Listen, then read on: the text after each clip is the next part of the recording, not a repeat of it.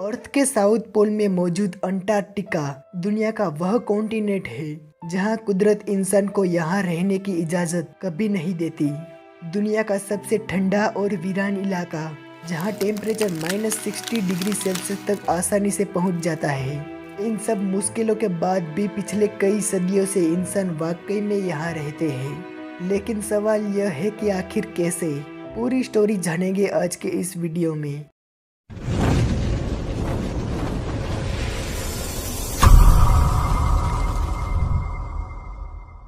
अर्थ के south pole में मौजूद अंटार्कटिका इतना बड़ा कॉन्टिनेंट है कि इसमें पूरा अमेरिका और पूरा इंडिया एक साथ फिट आ सकता है। और इतने बड़े कॉन्टिनेंट का 97% हिस्सा बर्फ से भरा हुआ है, जहां कई हिस्सों में 5000 मीटर तक खड़ी बर्फ की चट्टानें हैं। लेकिन साल में एक बार यहाँ गर्मी भी पड़ती है, लेकिन फिर भी यहाँ का टेम्परेचर -12 डिग्री सेल्सियस तक होता है। अंटार्कटिका पर पूरे साल टेम्परेचर फ्रीजिंग पॉइंट से कम ही नहीं रहता और इसकी वजह से यहाँ कभी भी बर्फ मेल्ट ही नहीं होती। हर साल यहाँ 1.5 से 2 इंच एडिशनल बर्फ भी पड़ती है। वैसे तो 2 इंच बहुत कम है, लेकिन पिछले करोड़ों सालों से 2-2 इंच करके यहाँ बर्फ की लेयर एक के ऊपर एक चढ़ती ही चली जा रही है और यह बर्फ कभी भी पिघलती नहीं। इसीलिए इसका इतना बड़ा एरिया हो गया है। साल 2010 में -93.2 डिग्री सेल्सियस तक का भयानक टेम्परेचर अंटार्कटिका में मापा गया था और यह दुनिया का अभी तक का सबसे ठंडा तापमान है। सिर्फ बर्फ और ठंडा तापमान ही नहीं, यहाँ जिंदगी के लिए मॉइस्चर यानी नमी ना के बराबर है। नॉर्मली ही हमारे पास हवा में 50% से लेकर 90% तक वाटर वेपर्स होते हैं, जो इंसानी सेहत के साथ साथ इकोसिस्टम के लिए भी बहुत फायदेमंद होते हैं। लेकिन अंटार्कटिका जैसे कॉन्टिनेंट में मॉइस्चर सिर्फ 0.03% ही है और इसी वजह से यहाँ स्किन डिजीज और बॉडी का डिहाइड्रेट होना यहाँ आम बात है। और इसके साथ साथ साउथ पोल समुद्र के लेवल से 9800 फीट की ऊंचाई पर तैनात है।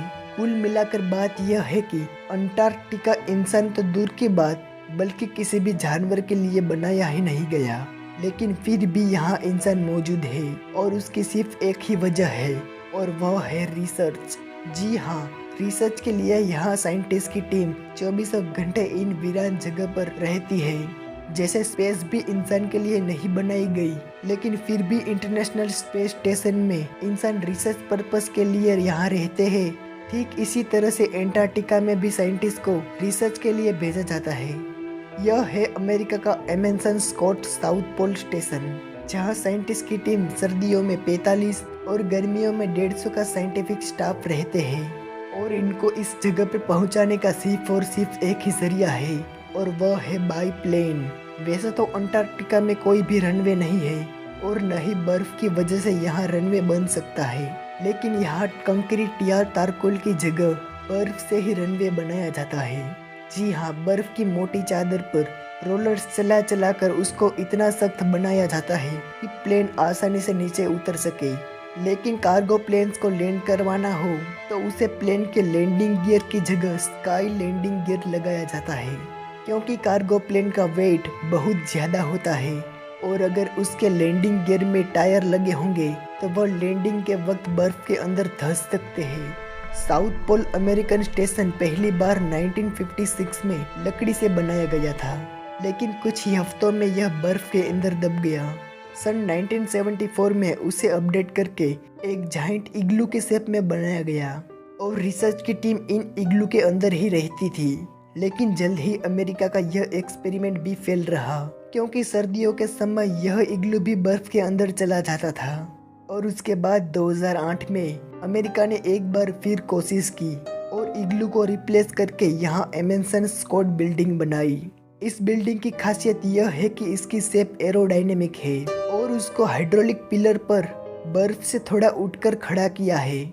जब कभी भी यहाँ स्कॉट के ऊपर तेज हवाएं चलती है तो उसके ऊपर और नीचे बर्फ को इकट्ठा नहीं होने देती, लेकिन हर 9 साल के बाद फिर भी इसके नीचे बर्फ जमा हो जाती है। लेकिन तब इस बर्फ को आसानी से मशीन की सहायता से निकाल लिया जाता है। अंटार्कटिका साउथ पोल में वह जगह है जहाँ 6 महीने सूरज तो होता है तो रात ही नहीं होती। और अगले 6 महीनों तक रात होती है तो सूरज निकलता ही नहीं। यहाँ पर 29 कंट्रीज के अपने अपने रिसर्च स्टेशन मौजूद है। लेकिन सवाल यह है कि साउथ पोल में ऐसी कौन सी रिसर्च होती है जो दुनिया में और कहीं नहीं होती। दरअसल ज्यादातर स्पेस रिलेटेड और एस्ट्रोनॉजिकल रिसर्च यहाँ पर होती है।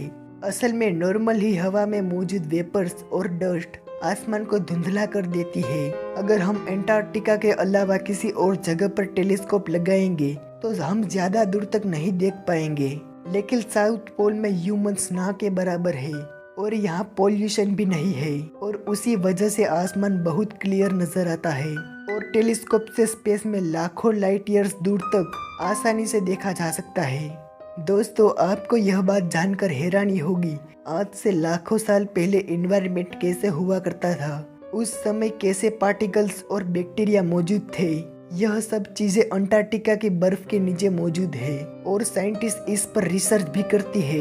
अंटार्कटिका में हार्श वेदर कंडीशन की वजह से कम रिसर्चर्स को भेजा जाता है और सारा डाटा उनको अपनी अपनी कंट्री पर भेजना होता है। लेकिन सिर्फ 3 घंटे और 50 मिनट के लिए ही यहाँ इंटरनेट यूज हो पाता है। दुनिया में इंटरनेट सैटेलाइट के जरिए फोन और कंप्यूटर्स पर चल सकता है और कमर्शियल सैटेलाइट अर्थ के सिर्फ उन्हीं हिस्सों को कवर करती है जहाँ ज्यादा आबादी होती है। लेकिन अंटार्कटिका जैसे वीरान इलाके में पॉपुलेशन नहीं है, इसलिए साउथ पोल के एरिया में मौजूद कुछ गिने चुने सैटेलाइट ही रेंज में आते हैं और वह भी कुछ समय के लिए। और साइंटिस्ट को उसी फिक्स टाइम पर साइंटिफिक डेटा को ट्रांसफर करना होता है। साउथ पोल में पूरे साल में सिर्फ 3 महीनों का ही टाइम होता है जिसमें एयरक्राफ्ट आ और जा सकते हैं। बाकी पूरा साल यहाँ से बाहर निकलना इम्पॉसिबल है। दोस्तों, आज के लिए बस इतना ही। उम्मीद है वीडियो देखकर कुछ नया सीखने को मिला होगा, क्योंकि इस चैनल पर सीखने के लिए बहुत कुछ है। अगर वीडियो अच्छा लगा हो तो इसे लाइक करके चैनल को सब्सक्राइब जरूर करें, क्योंकि इस चैनल पर ऐसे ही इंफॉर्मेटिव और मिस्टीरियस वीडियो आती रहेंगी। मैं मिलता हूँ नए एपिसोड के साथ। यह वीडियो देखने के लिए धन्यवाद।